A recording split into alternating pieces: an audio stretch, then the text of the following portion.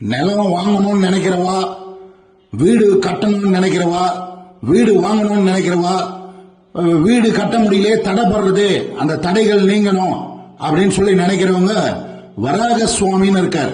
அந்த வராகரை பிரார்த்தனை பண்ணீங்க. பெருமாளுடைய அவதாரமா வராக சுவாமின்னு இருக்கார்.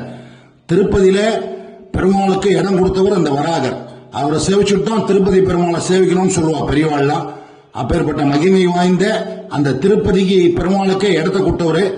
நம்மளுக்கும் ஒரு இடத்த கொடுக்கணும். வீடு கட்டிக்கிறதுக்கு, நிலம் வாங்கறதுக்கு, தொழில் செய்யக்கூடிய இடம் எதுவா இருந்தாலும் அந்த நிலத்தை கொடுக்கக்கூடிய பாக்கியத்தை, அதை வாங்கக்கூடிய பாக்கியத்தை, வீடு கட்டக்கூடிய பாக்கியத்தை எனக்கு நீதான் கொடுக்கணும் பெருமாளேன்னு சொல்லி வேண்டிங்க. ஓம் தனுர்தராய வித்மஹே வஜ்ர தம்சட்ராய தீமஹி தன்னோ வராக பிரச்சோதயாத் என்பதாக அந்த வராக சுவாமி வேண்டிட்டு எனக்கு அந்த மாதிரி வீடு கட்டுறதுக்கு ஒரு பாக்கியத்தை கொடு அப்படின்னு சொல்லி இன்னைக்கு நம்ம பிரார்த்தனை பண்ண வேண்டியது. அந்த மாதிரி எனக்கு அந்த பிரார்த்தனை நிறைவேற்றி பண்ணி கொடுத்தேன்னா, உனது கோயில்ல, பெருமாள் கோயில்ல, உங்க வீட்டு அருகில் இருக்கக்கூடிய பெருமாள் கோயில்ல ஒரு 27 செங்கலை வாங்கி தரேன்னு சொல்லி பிரார்த்தனை பண்ணீங்க. துளசி மாலை வாங்கி கொடுங்க. புதன்கிழமையில துளசி மாலை வாங்கி கொடுங்க.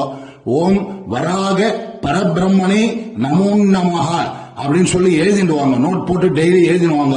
உங்களுக்கு வீடு கட்டுறதுக்கு ஏற்பட்டதான தடைகள், வீடு வாங்கறதுக்கு ஏற்படக்கூடிய தடைகள்லாம் நீங்கி சீக்கிரம் வீடு கட்டுறதுக்கான பாக்கியத்தை கொடுக்கணும். நிலம் வாங்கறதுக்கான பாக்கியத்தை கொடுக்கணும்.